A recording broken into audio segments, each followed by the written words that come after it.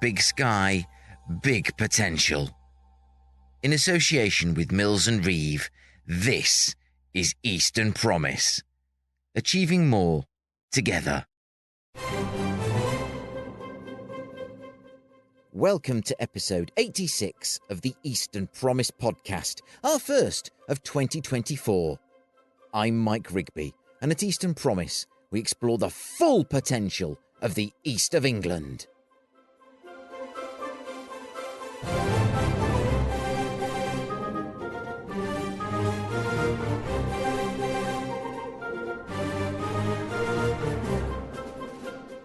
Peter Aldous is the Member of Parliament for Waveney, making him one of Suffolk's 7 MPs.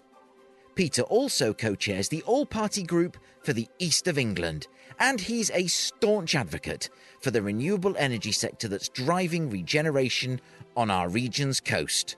And on that subject, Eastern Promise drops in on UrbanXR's Norwich pop-up shop to find out how mixed reality could revive high street shopping. And finally, we find out about your exciting times ahead in the East of England.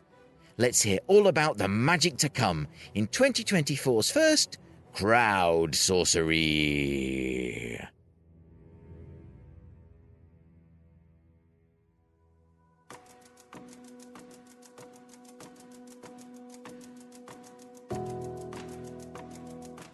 When you look at the renewable energy opportunities, all of a sudden, the Norfolk and Suffolk coastline, we're right in the vanguard, right at the front line. We have a hell of a lot to offer the UK, and actually, we can keep the lights on single-handed. That was Peter Aldous, Member of Parliament for Waveney, co-chair of the all-party parliamentary group for the East of England, and our guest on the Eastern Promise podcast this week. I've used that clip several times on the podcast, and for good reason. First, because it's true. Second, it outlines the opportunity that the renewable energy sector represents for the East of England and vice versa. Finally, Peter's comments reflect the fact that Lowestoft, the largest town in his constituency, is being transformed by the sector's presence.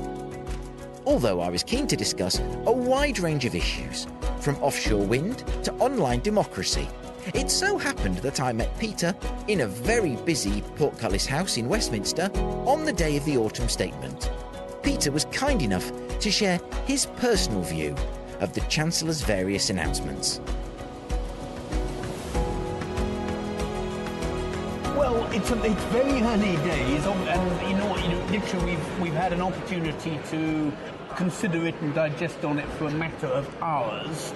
In the past, it's if they are going to unravel, they unravel sort of over the next few days to come. I have not as yet, if indeed there is any such sort of albatross or thing that is going to come out of it. Pasty tax. Let's go. Caravan taxes. Back in 2012, my phone was ringing and pinging. Do you know what? I bet it was. Before I'd even left the chamber.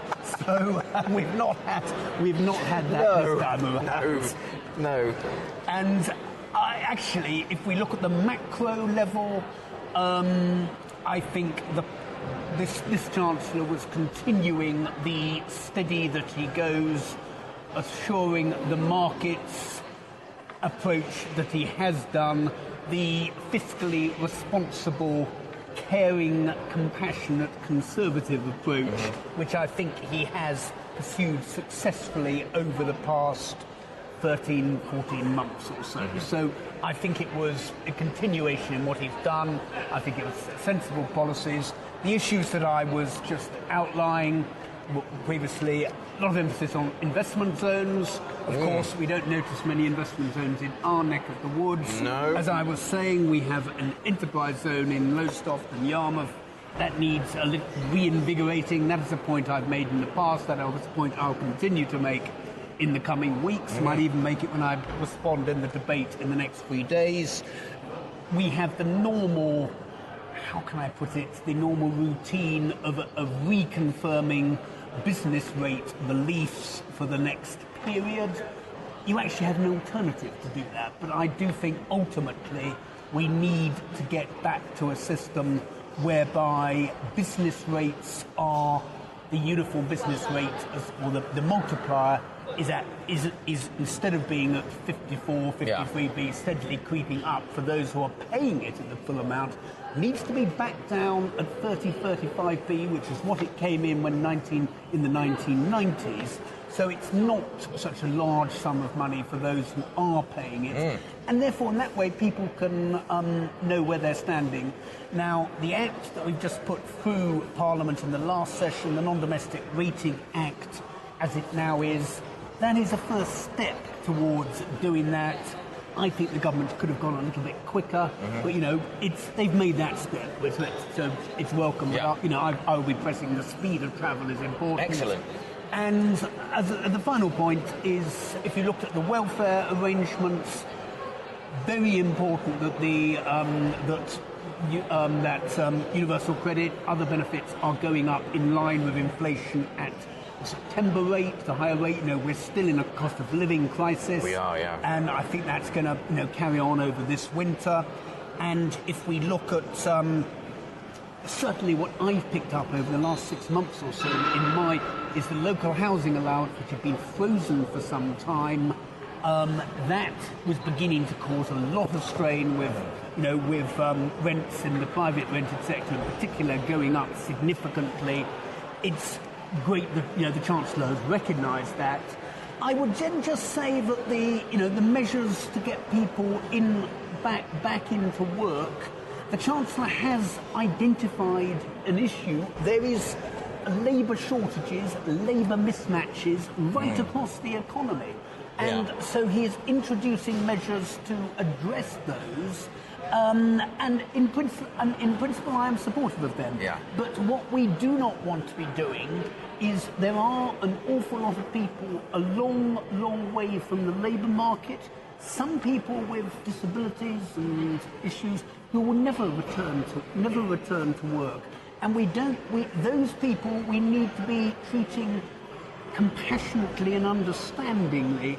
And I don't want to have a situation whereby someone who has got a terminal illness or who has got a disability that is only going to get worse is being kidding and controlled back to work when it's completely impactful. Yes. But there's always a risk, I think, of trying to hammer square pegs into round holes, if you like. It reminded me of your contribution, I think it was to the Lord's amendments of the Levelling Up and Regeneration Bill, when you really sort of talked about the cascade effect of good housing in terms of the mental and health and well-being of the occupants, that people in better housing do better at school, get better jobs, better tax sheets, and that is exactly the kind of I think exactly the right sort of cascade effect we should be looking for. That is, I think, as I said, this particular junction in time, that has become very, very expensive. The local housing allowance, increasing that, addresses the short-term problem. The longer-term problem is we need to be building more housing, particularly at the social rent and the affordable level.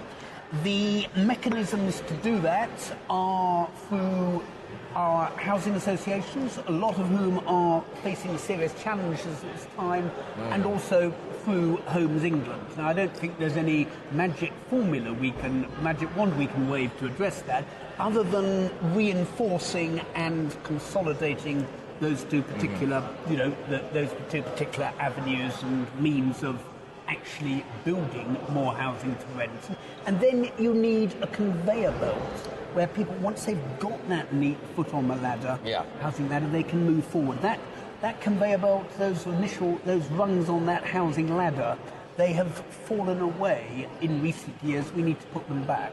No, I couldn't agree more. And one of the things we're going to be looking at on the podcast side of Eastern Promise, because we're I'm trying to broaden it out beyond just a podcast, keep the podcast but broaden out, is models like something called forest villages, which was mooted by an architect in Norwich called Matt Wood. The housing's shrouded in trees, cars kept at the periphery, active travel dominates throughout, affordable housing. But anyway, I'm sticking with the levelling up and regeneration bill because you made a number of, I think, really interesting, people should go and read it, really interesting contributions to that debate. And you referenced your vice presidency of the Suffolk Association of Local Councils and the kind of the government's moratorium on online meetings.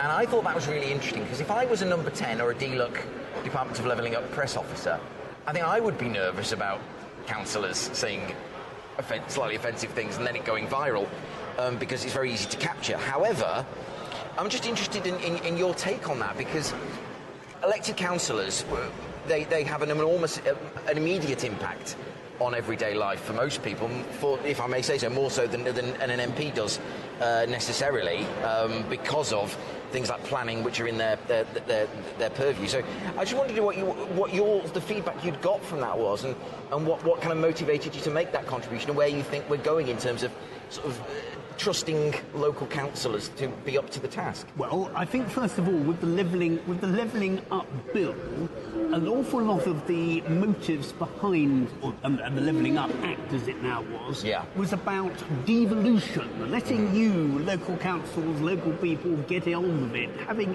devolution Excellent, bills, and then suddenly saying, no, you can't have we're not allowed to run those meetings as in the way you would like. We're saying you're going to do it like this. Now, I think where I came from, and it came out of COVID, in that during COVID, all of the local councils meetings went online. And normally, I am unable to attend local council, town council meetings because I'm normally down here.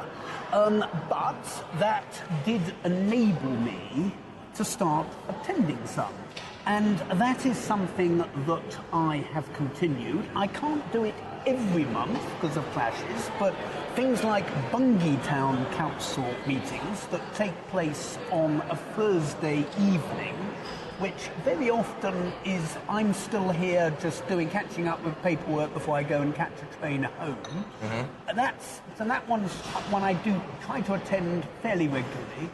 Beccles Town Council meeting is a little bit more challenging because that is on a Tuesday evening at 7 o'clock, when very often I may be trailing through the voting lobby. Mm-hmm. But I've been able to attend those, and I've been able to see how those councils operate.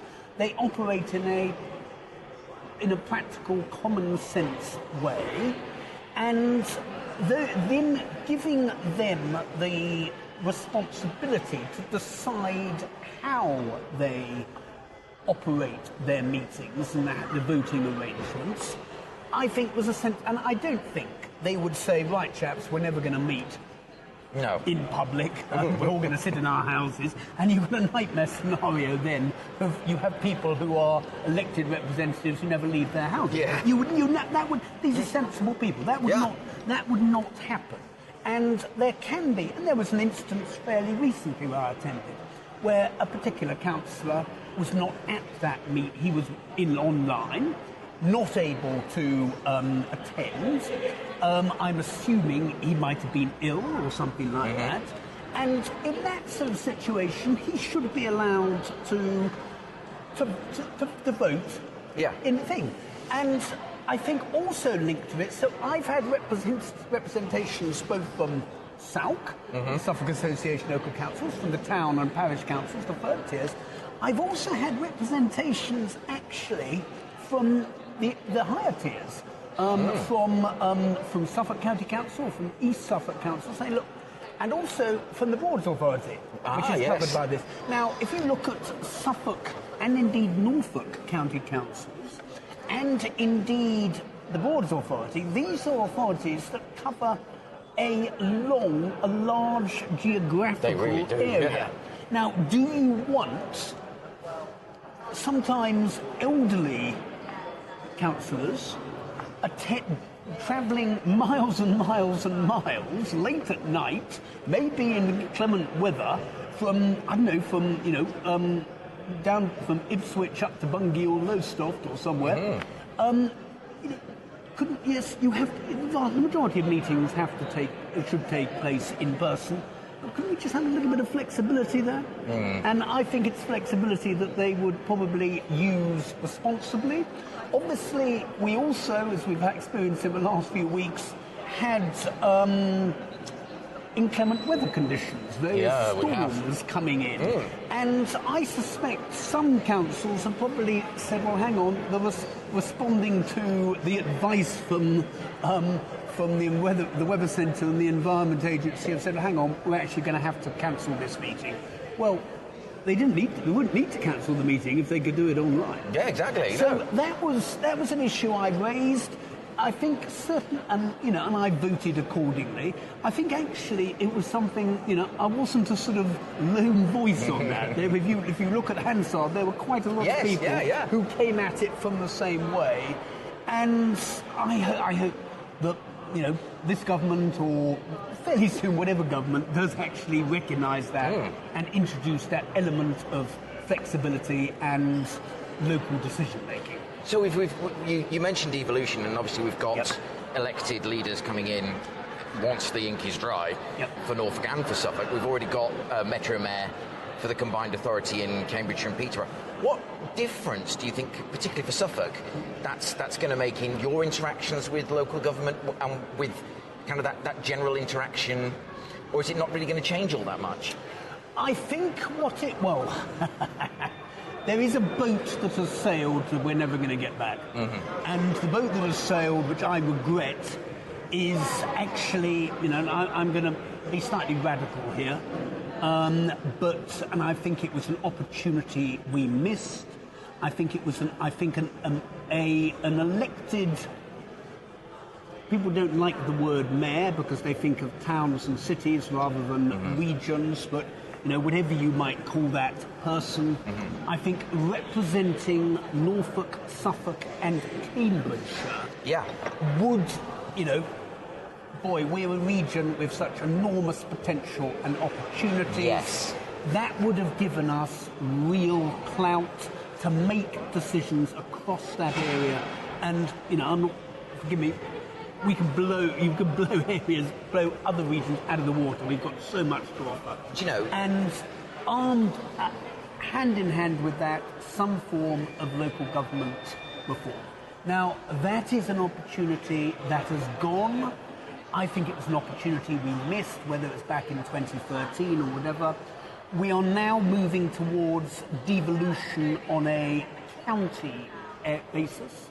I don't think it's quite as good, but I think it will enable better local decision-making, funding being allocated to make those decisions locally and those investment decisions locally. And I think that is good news. You've done it again. You're constantly, whenever I've spoken to you, you did this on a Vox Pop when we did the all-party group meeting, when you did the Levelling Up report. We had Dehenna Davison, the local government minister at the time, speaking to respond to it.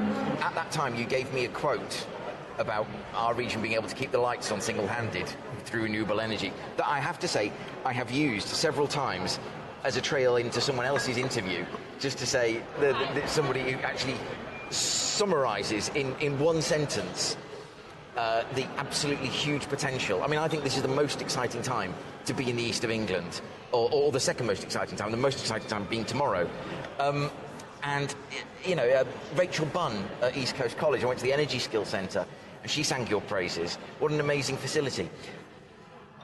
We were talking again earlier about cascading down of benefits, and that just strikes me as exactly what's happening in Lowestoft. I mean, you drive in now and everything seems to be coming, the buildings are clean and shiny, constant new developments, refurbishments, the town's really kind of raising its head and getting the wind, if you pardon the expression, in its sails. That's amazing. How does that excite you for the future? We'll come on to sort of slightly downsides like contracts for difference in a minute, but I just invite you to sort of share my enthusiasm, really. Well, it is incredibly exciting, and if you look at those energy opportunities all along our coast, and also focused on Lowestoft as well. And if you look at, there are opportunities, whether I still believe there are what I would call fish opportunities in sustainable fishing, a new way of doing things. And that particular, that's the challenge that we have not made as much progress as we have done on the energy potential. We've obviously got projects like the Gullwing Bridge taking place at the moment. Now, that is going to make, I think, Lowestoft a more attractive and compelling place to do business. So, and it can be a catalyst for change and a catalyst for growth, and that is something that we've got to make the most of. And actually, that linked to something like the Towns deal. What the bridge should do is to remove traffic, say, from something like Station Square. And the station in Lowestoft has the advantage of being, unlike a lot of stations. If you go to Fort Station in Norwich, or if you go to Ipswich Station, you've got to then go a bit of a walk up to the town centre. You're right. And it's beautifully central. It brings you right into the heart of the town centre, and actually removing stopping the sort of trunk road going through Station Square, having it sort of starting from the north side of the Gullwing Bridge, that's going to enable us to do something a bit special with that Station Square area. The Towns deal is coming up, and the projects there are coming out with some exciting initiatives to actually address, if you like, the change, the traditional way of that we've done high streets and town centres probably since the war, has gone, largely because of the move of shopping online, and we've got to reinvent these town centres. And I think we're beginning to do that. There's still an awful long way to go. I look at the work, you mentioned Rachel Bunn at the East Coast College. East Coast College are doing great work. We've still got a lot of work to do to give people, provide people with those skills and opportunities to make the most of these jobs that are coming to our area, so that people don't feel compelled to sort of, leave Lowestoft and move to London or whatever. No, indeed. And I think also learning from the lessons of the past. The great thing about the renewables is that there's not an end to that particular cycle. It should go on and on. Yeah. So it's not a question, well, this is my job for 5 years and then I've got to go look for something else. It can be there, for your whole career. Yes, you should probably be able to advance and slightly change where you're going in your career, but you haven't got that worry looking over your shoulder. Well, it's here today, but let's make hay while the sun shines, but I've got to be looking at something else in the future. That shouldn't be a problem. But I think also what you've got to do, and we've looked at this in the past, you've got to have a diverse economy, and that's looking at the renewables. It's also looking, as I've mentioned, a sustainable fishing industry, the farming and the food processing, and leisure and tourism is something that we have got a great offer. And so across all of those, then I think you've got a more resilient economy, and you can get away from the situation where you're reliant on one industry. When that industry catches a cold, the whole supply chain gets flu. Exactly. So we've got to wait. And so I think we are moving in the right direction, but there's a long way to go. If you look, the cost of living crisis where we're now in, that presents an obstacle on the way. You spoke again, I'm going to use this phrase, I've been using this phrase a lot, you spoke in a debate about round 5 of the contracts for difference. Now, I don't pretend to understand. I'll ask people like Kevin Keeble to explain those to me from Eager, or Jonathan Reynolds, but I'm name dropping. I just wanted to ask you what your feeling is about round 6 and 7, because you did ask in the debate, have we learned the lessons from round 5? Are you confident we are in a place where we can do better? Obviously, last week we had the draft announcement for round 6, setting the parameters for the auction next year, And I think in that, the initial feedback is that governments have recognised the efficiencies of, shall we say, round 5, and there is going to be an opportunity in rounds 6 and 7 to get the offshore wind industries, if you like, and those projects, you know, which we're off our coast, which are coming forward in that sort of in the wind sector, get them back online or on target without doing too much damage. It was, you know, if you look, this is, say for a start, this mechanism, the contracts for difference mechanism, which the government introduced in the Energy Act of 2013, I think it was, has been remarkably successful. Yeah. But then, and each year, it's been remarkably successful, getting that cost down, competitive bidding. But then, all of a sudden, when it came to round 5, as a result of COVID, war in Ukraine, yeah. challenges in the whole global economy, suddenly the parameters and the basis on which they'd been set were wrong, and I think we all saw this a long way out, and it was I think back in, the announcements came forward in October, probably we saw this coming back in February, and it was a bit like setting out on a journey from, say, Lowestoft up to Glasgow. Yes. You put your sat nav on and it says there's an accident at Scotch Corner on the A1, don't go there. Nevertheless, you set out, and when you get there it is. Lo and behold, yes. But I think they have said it right, and it was quite actually in one of the debates on the CFDs, which I took part in. Graham Stewart, the minister, he did take me to task a little bit. He did, didn't he? I read that with a bit of like, I'm not sure what he's doing here, because he seemed to be sort of, I don't think picking on you, but he was kind of almost gleeful almost, and he did actually confess that. I promise you I'm not gleeful, but it was quite strange. No, I think the point he was making, and I likened it, I was comparing it to a bit like, you compare it to a football match. And what I was saying was looking at round 5 in its own, looking at round 5, a bit like FA Cup round 5, yeah. We'd lost, end of story.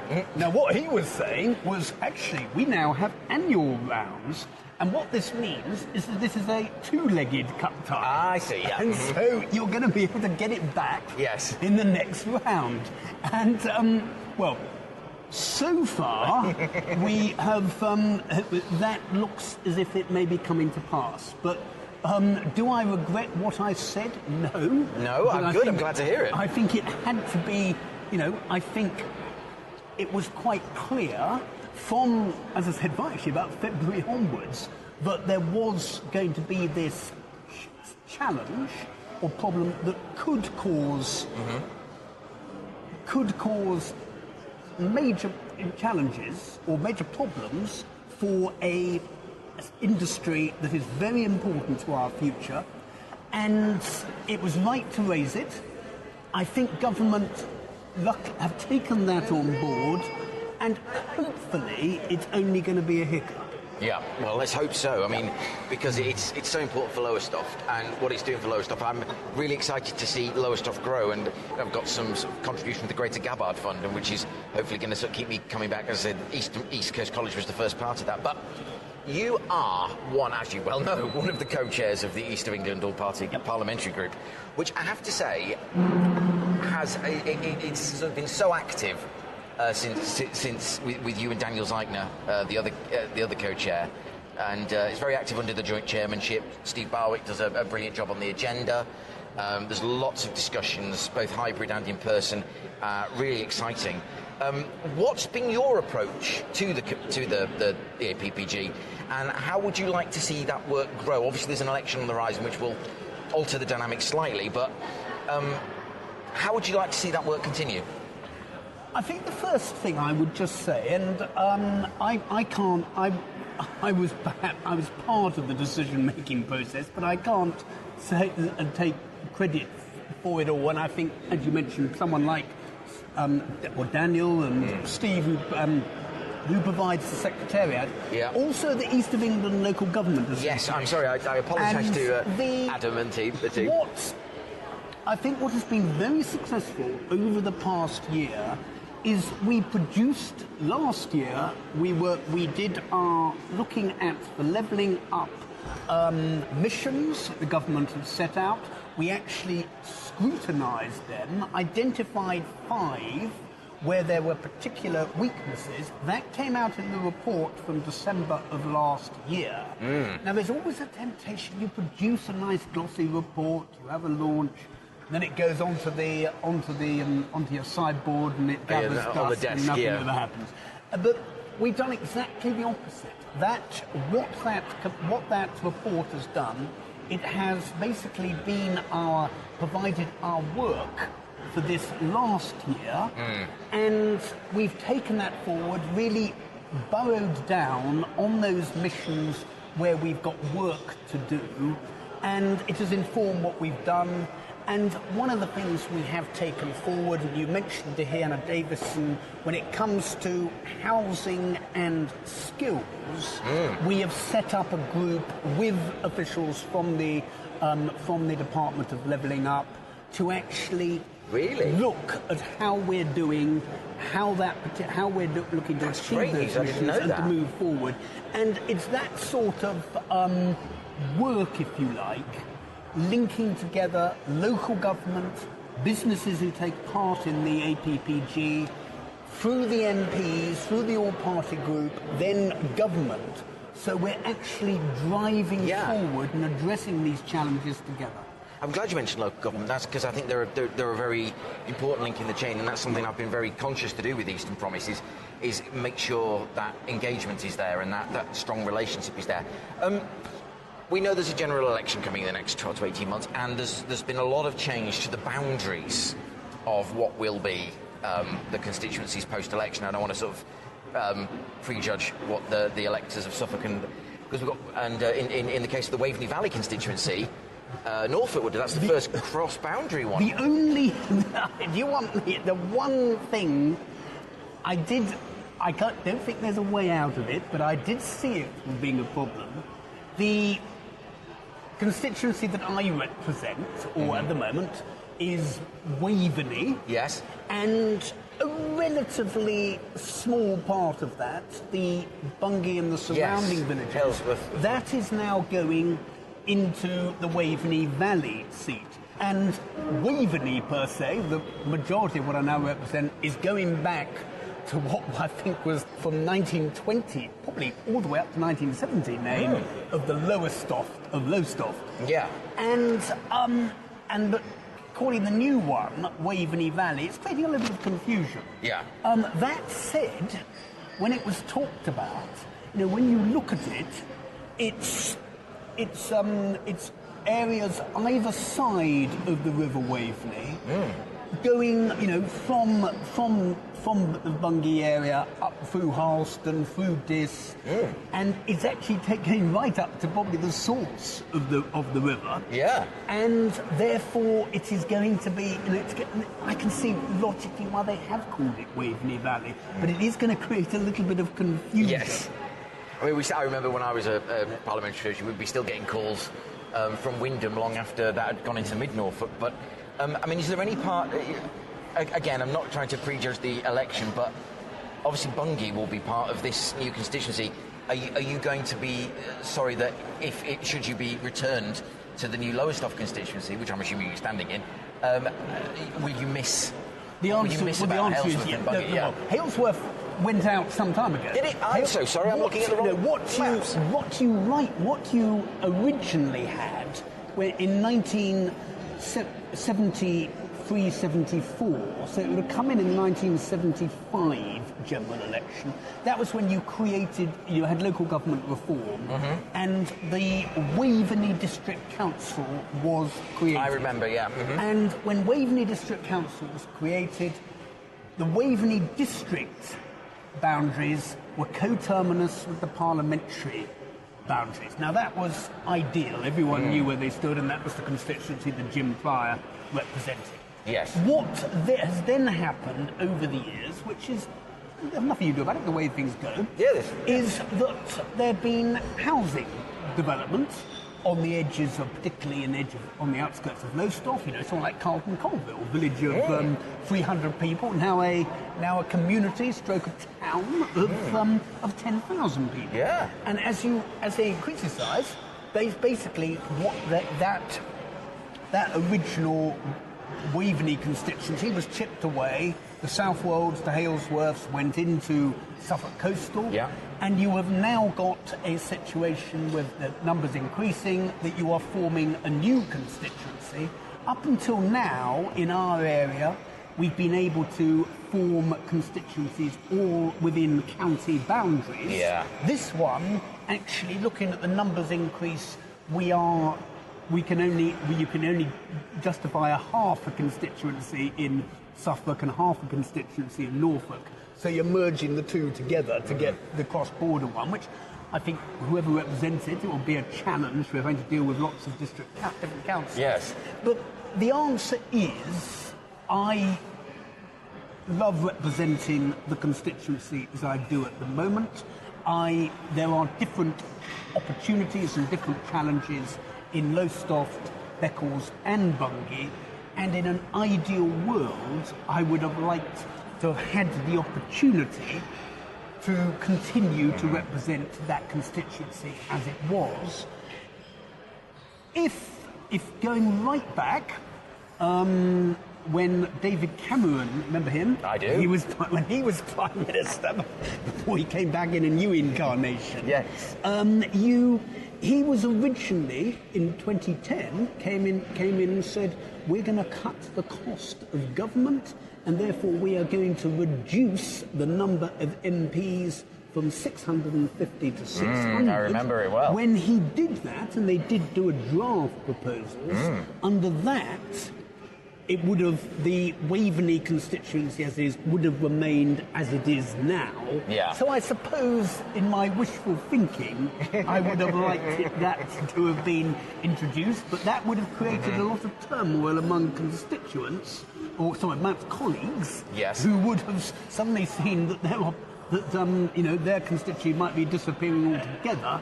And I think that is ultimately why they've kept to the status quo of 650. I'm going to finish with the question that I've asked the other two MPs I've interviewed so far, George Freeman and Daniel Zeichner. And the parliamentary state, I mean, this is sort of all new and shiny since the actual Palace at Westminster. It's not out of the bounds of possibility that a lift might get stuck. And I just wanted to ask, which MP would you most like to be stuck in a lift with?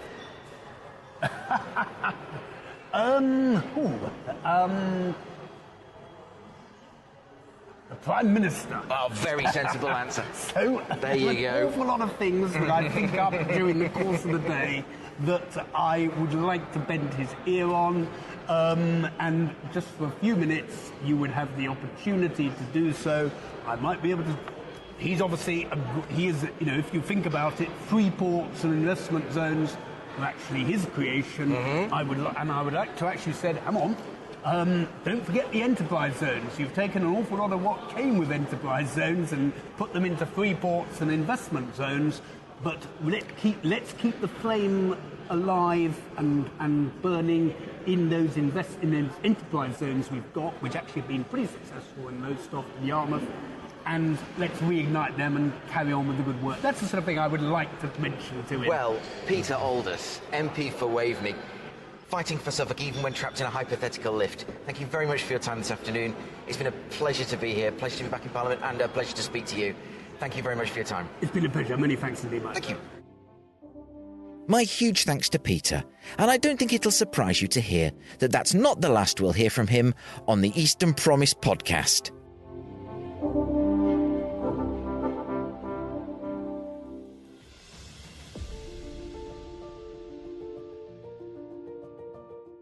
With online shopping now well and truly mainstream, the way we shop is changing from purely retail to one increasingly driven by experiences. Escape rooms, VR suites, gaming cafes, yoga pods, bubble tea. But keen to demonstrate that technology can also bridge the gap between pure retail and experience-driven outings are UrbanXR, Norwich-based specialist in mixed and augmented reality. Along with Eastern Promise's very own Sally Osborne, I was invited along to UrbanXR's pop-up shop at the Castle Quarter in Norwich to find out how technology is offering hope to the high street. We're in, I suppose I better call it Castle Quarter. You see, I'm already going into the radio speak. We're in Castle Quarter in Norwich, and we're in this fabulous pop-up shop that's been put together by UrbanXR, and we're here with James Lee Burgess, the Jedi Master of augmented reality. We're here, we've got this fabulous-looking wooden bookcase that's replete with your logo. Tell us, and I can see there's the branded UrbanXR goggles just waiting here. What's the purpose of this pop-up shop? Well, this is a result of a funding competition we were lucky enough to win, amongst many other businesses. I think Tech Educator's also got some money through the DCMS fund last year, sponsored by Innovate UK and Department of Culture, Media and Sport, bit of a mouthful. So we got money from that, which was great for this concept, which was looking at how we can activate empty units on the high street. That was the initial concept. Coming from an architectural background, a lot of the empty sort of shops on the high street, urban environment was vexing me a lot. So I just started thinking about how we could do something quickly that could activate spaces and leveraging technology at the same time. Yeah. So what's quite interesting is that one of the reasons we're facing empty units is obviously the shift to online retail, and it's whether we could use technology which has drawn those people away to then bring them back out of the home into the city and onto the street, using technology that can take existing digital assets from online stores and present them in a place-specific way. And we've done that by designing a physical structure which is modular, and we then map our augmented reality templates or mixed reality templates to that for brands to place their content in and provide a live mixed reality showcase for their products. I mean, looking at the unit now, it's absolutely, and hearing you say what you just said, it's absolutely obvious that how this would I say this now, it seems absolutely obvious how that would work. To create that kind of mix of virtual and the physical. For those not steeped in the lore, can you explain to us, is there a difference between augmented and mixed reality, or are they just different words for the same thing? I think, they are sort of different words for the same thing. I think many people are used to augmented reality. I think the way, which is something you look at through a phone or a screen, but I think the difference with mixed reality, or another phrase, is spatial computing, which is becoming very popular. Yeah, we love a new acronym or a new phrase. A new term. Wheel out. So mixed reality, I would say, is through a headset, and that anchors objects in your three-dimensional space. So you're not looking through a screen, so it's a lot more realistic and immersive, but you can still see your environment. So you're not looking at it through a screen. I would say that is augmented reality. Mixed reality is you're immersed, still in your environment, but with 3D objects around you. Right. Let's have a go. Go on. Okay. Let's have a go. Yeah. So this is a Meta Quest 3 mixed reality headset. Right. Looks like a VR headset. Can operate as a VR headset, but what you'll see when you put it on is you'll see the environment around you. I did notice the cameras on. There's little cameras on the front now. Now, it should be okay with your glasses, hopefully. Yeah. How's that feeling? That feels good. Oh wow. Okay. Okay. Now I've learned from last time to be careful of what I do with my hands. Because we've done this before, where I've waved my hands about like a lunatic and everything's gone sideways. It should be okay, actually. It's hand tracking. Wow. So you can... so what you're seeing is, on the left-hand side, 3 trainer brands. I can confirm. There's one very, high-tech looking thing that obviously you can't see, but I can. A high-tech looking thing with a revolving grey shoe. Then we've got a very outdoorsy one with birds and... clouds and beautiful skyline, kind of a very colourful shoe in the middle, and then we've got an athletic-looking young lady with a very sporty-looking running shoe on the right-hand side. Yeah, and then on that right-hand side, you've got local artist Brad Rumble. Yeah, and his a sculpture of his, I presume? Yeah, a couple of sculptures. He is a mixed media artist. Yes. And with each of those alcoves, Yeah. you can press the button and it'll take you to a more... Right.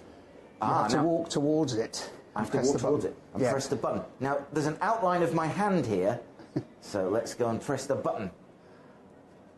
Boop. Oh, right. Mind that podium behind you. See more play video.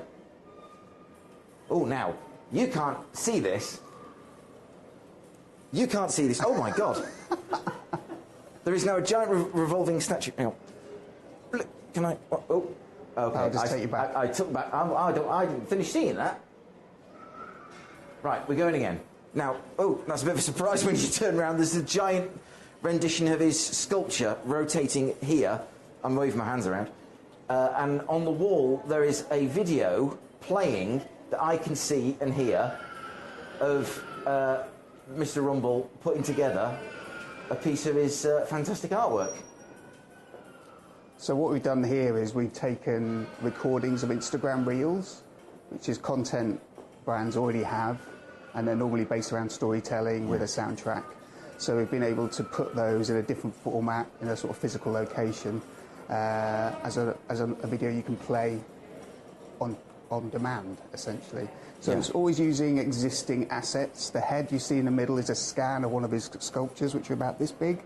So the head is supersized in that experience. It's slightly unsettlingly supersized. And the whole shop is now transformed into his storefront, basically. Yeah. You've got, his logo is sort of dominating the central panel, and all the various alcoves are now his. So if I move and go... I had the sound effects. It's not... So let's just go and have one more try over here. If you look at the Nike trainer, that's a good one. Oh, there's a giant shoe. There's a giant shoe, and it's turning right here in front of me. Just ratchet it up. This is a little torture device. There we go. How's that? Yeah. Okay. Yeah, that's fine. Oh, I can see how it works now. Yeah, so if you walk over to the buttons, you just press the play button or the select button for more info, and it should take you to a... Play video. Oh. And then there'll be a 3D model just on top of the podium there to your right, you should be able to see. Oh gosh, yes. I've got all these hand things in front of me. Yeah, it's hand tracking, so I think when your hands go out of view of the cameras, it just leaves a little shadow of where they used to be, which is quite... I was like, oh my goodness. Yeah. So where's these images come from? Are these the ones that have come from Instagram? Yeah, screen recorded and then refined to get the file size down. So that's kind of a really quick workflow for brands. But of course, we can do any size of screen. We've done experiences that have like a full format video playing. Yeah. Also, we have a ceiling video and things like that. So it's... I can really see now, having been in it, the impact that it can have. You can see that more than perhaps when you're on the outside in terms of advertising and understanding the product in more deeper detail. I mean, the shoe, I'm assuming, does it just rotate or can I rotate? Yeah, you should be able to spin it around. Yeah. So you make it bigger and smaller? No. Not yet. Not yet. So that's a big Couldn't afford to do that. So how do you see it developing then? The next stage, we want to develop a platform, basically, which is based around making it easier for brands to engage with us. So we have templates that we can work with quite easily. So it's very important that the entry-level cost is suitable for... We really want to try and target sort of sustainable online brands to start off with. And I think just getting another trial location, maybe for a bit longer, where we can work that up, will be ideal. So we need to go into the next stage of proof of concept, basically. So just moving towards that. You can select different colours from that menu. I know, I'm just noticing this menu. Oh, and I've changed the colour of the shoe. It is now what I would describe as it's called Paradisimo. And it is slightly garish, light blue, yellow and green and white. And now it's gone pink and blue and white, called deep blue. And there's everything. This will be interesting. Yeah, it is interesting. The darkness is the top choice. Let's have a look at that. Oh, now that's actually quite swish. It's grey, sort of teal and grey, 2 shades of grey. So that is quite... look inside. Let's look inside. Oh, yeah. Oh, and now we've got an exploded view of the shoe. So I can see every layer that makes up the shoe. Just rotating here in front of me above this podium. And I must stop. And there's all sorts of upper. You can see the upper. Let's have a look at the upper. Boop. So, yeah, we've got just the upper. Let's have a look at the air sole unit. That's for the inside of the shoe. It's not some kind of paradropped R&B combo. Max heel. That sounds like someone's detective name. Yes. Yep. Max heel. Outsole. And there's the bit you step on, and everything is exactly as it sounds. Wow. This is amazing. Is the idea that you work with maybe the online brands, the ethical online brands, the sustainable online brands, and then bring them into places like the Castle? Yeah. So exactly. that people can then come into a shop and can experience the product exactly. and purchase it online. Yeah, so it's about taking a brand's... If they've got digital content like 3D models and video already, it means we can set up an experience for them. And we do several brands at once, for example, so we could do like 6 here potentially, and we can just delve deeper and deeper into those each time. And they don't have to come here physically and bring loads of stock. So one of the barriers towards doing a pop-up is quite often your time is limited as a smaller brand, the fit-out costs money, transporting the stock costs money, so all those things pretty much disappear with this. We just need, it can be done remotely by the brand, whoever's in charge of it can give us the information and we can start to populate an experience for them. Yeah. I can really see the value of bringing different brands into the high street. It expands our high street and enables more products to come into our high street. Exactly, yeah. So the idea, even though our trainer brands here are pretty big names, things like the work we're doing with Brad, Grum Reaper, the artist, I think that's definitely where we'll end up heading. Yes. Because I think just breaking those barriers down to a physical presence on the high street for these kind of brands is really important, definitely. Yeah, I can really see art coming, how you could bring art in as well. Yeah, and storytelling is very important. And a lot of these successful online sort of digital brands exist in Instagram, YouTube, other places. It's very much about telling a story outside of their brand. What do they stand there? What are their values? So using that content to create a more immersive experience on the high street is definitely what we're trying to focus on. It is absolutely fabulous. I'm going to try, if I can see where it is, the art one. Is that one over there? Yeah. If I press the video here. So what I'm listening to and seeing is a story, an Instagram story about an artist, how she's setting up her brand, and being able to see it in a shop. It's really quite powerful. Yeah, the idea that you can take that content and then reuse it in a slightly different way, I think is also very attractive for brands. Yeah. So it doesn't just exist on the social media platform in a phone. It brings it somehow more into reality, and it also enables it to reach a wide audience. Exactly. Because those who aren't using Instagram or TikTok or whatever platform it's come from, they can come and experience it whilst they're shopping. Exactly. In a fun way. Yeah, exactly, and it kind of changes that way you're engaging with that media in a slightly. You've got more of a focused piece of attention potentially because there's other things you're looking at, a bit more of a story being told. I think also the idea that we can then, when people are in the experiences, we can take a feed from the headset and we can do recordings of that, so we then give that to people that have visited. That can become like they can then promote that post it on social media, so then you're getting traffic and promotion of the brand as well via those kind of things. So yeah. Yeah, I can imagine it's quite strange for you talking to me because I can see your face and your facial expressions, but you can't really see I just see 3 dots. I'm going to remove this cyberpunk. down. That has been absolutely amazing. Thank you ever so much. Thank you. I'll help you take it off. Yeah. Oh yeah, I'll just loosen this off. There we go. Thank you. That's amazing. You're absolutely right in what you say, in that this experience is something that can completely revitalise the high street, and it's an experience that most of us, I don't think, will have at home. No, not at the moment. Not at the moment, not for a good long year yet, because, I know my nephew has VR goggles, but they're just a basic VR. They're not this. This is next level. I find VR makes me go quite dizzy, actually, but this is just incredible. Yeah, I think it's... I almost don't want to take it off, because this is too cool.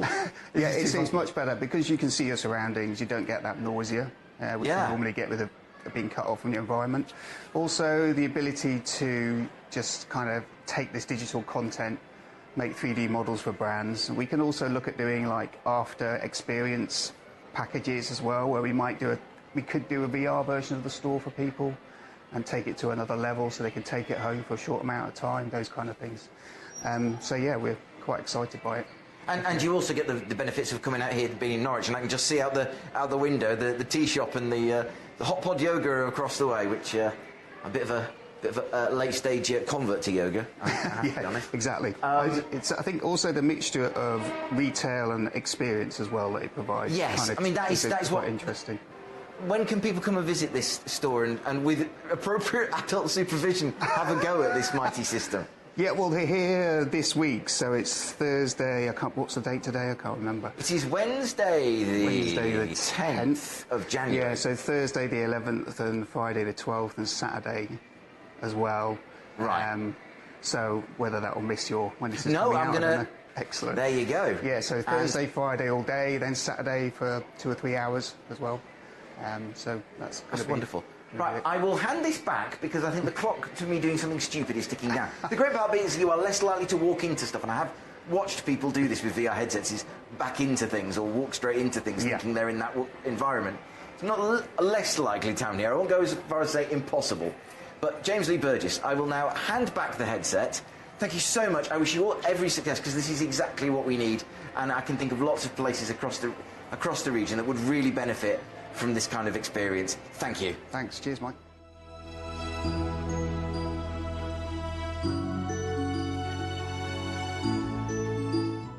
My thanks to James Lee Burgess, artificial hamster vendor, UrbanXR Supremo and friend of the show. Also thank you to my co-host Sally Osborne, from whom you heard there. And now, this. A new year, ripe with promise. Eastern promise. No, thank you. Thank you so much, thank you.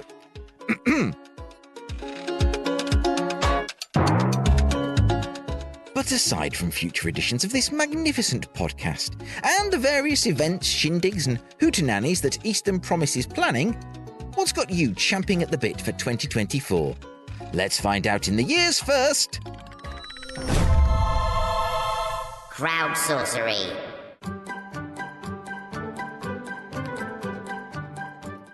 Yes, CROWDSOURCERY.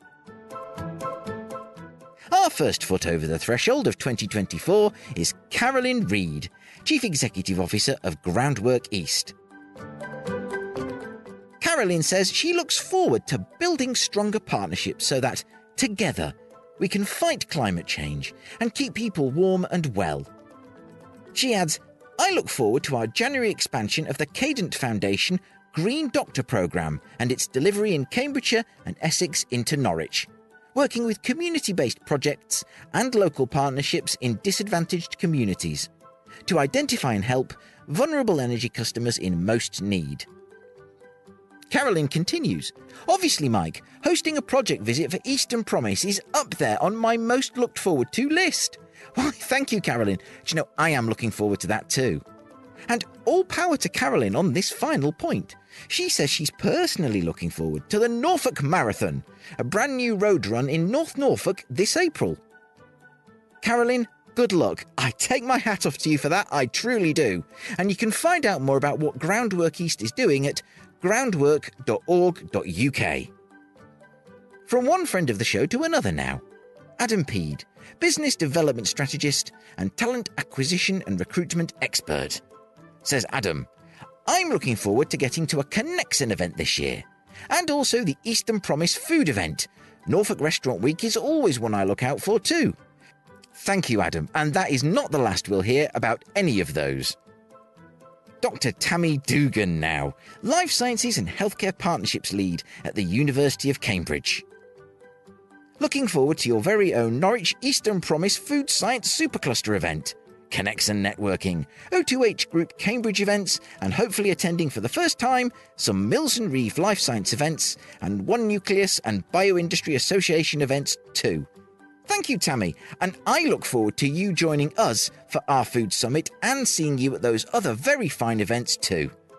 And it's not just me saying that, it's also Deborah Dawson, of our very good friends and sponsors of Eastern Promise, Mills and Reeve. Deborah goes on to say, looking forward to attending some 2024 events, starting with Cambridge Wireless hosting at Mills and Reeve's London offices in January. Your very own Eastern Promise Norwich Food Science event in February, many Cambridge events in the summer months, Cambridge Wide Open Day, Cambridge Tech Week, and One Nucleus's Helix event. Cannot wait! Thank you for the Eastern Promise mention, Deborah, but judging by that list, I can only conclude you have discovered the benefits of time travel. And all I can say to that is, please don't keep it all to yourself. Owner of one of the finest Christmas jumpers I have ever seen next, Tarquin Bennett Coles, Senior Partner at SCI Partners, Advisor for Little Bean Journey, Pro Bono Mentor for the Homerton Changemakers, and Careers in Healthcare Supporter for the MBA and EMBA students at the Judge Institute. I think that one must be specially for those in the northwest of England. EMBA! Tarquin tells us it's a few months off, but the Cambridge Club Festival looks to be a frontrunner. So many networking events to look forward to, like Connection, Cambridge Tech Week, the inaugural One Nucleus Awards Dinner, and the Connect Health Tech Congress. Thank you, Tarquin, and I have to say, lots of love on CROWDSOURCERY this week for Connection, and rightly so. I really enjoyed my first one, and I'm still cross I wasn't able to stay longer.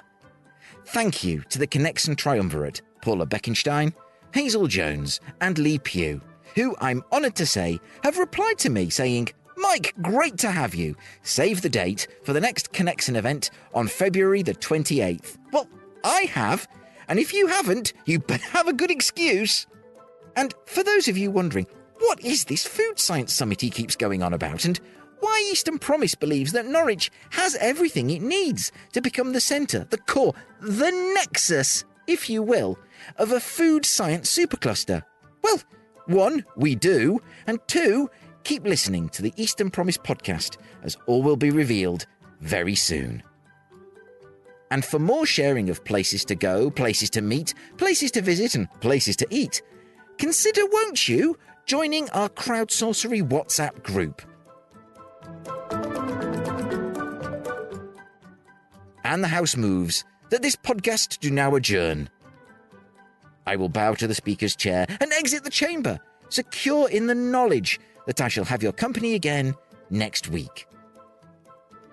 In the meantime, let me thank this week's guest, Member of Parliament for Waveney, Peter Aldous. Thank you too to the ever wonderful and patient Sally Osborne, the glue that holds Eastern Promise together.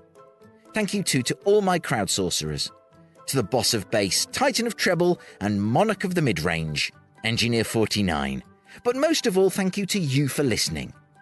2024 is going to be a huge year for Eastern Promise and this podcast.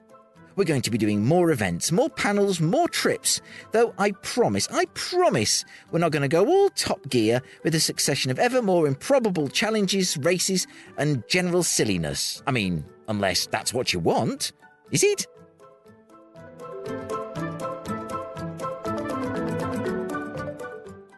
Please do get in touch. Go to easternpromise.org.uk, find contact, and click on the link to send me a message. And don't forget to join me next week, when I'll be chatting to Clarice Benny of Connect Health Tech about their amazing work bringing together this diverse sector, all from the UK's capital city of life science, Cambridge. Until then, bye for now.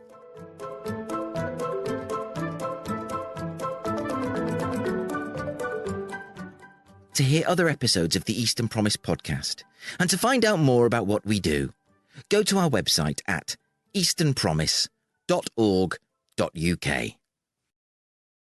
Eastern Promise is a Priors Croft production in association with Mills and Reeve. achieving more together.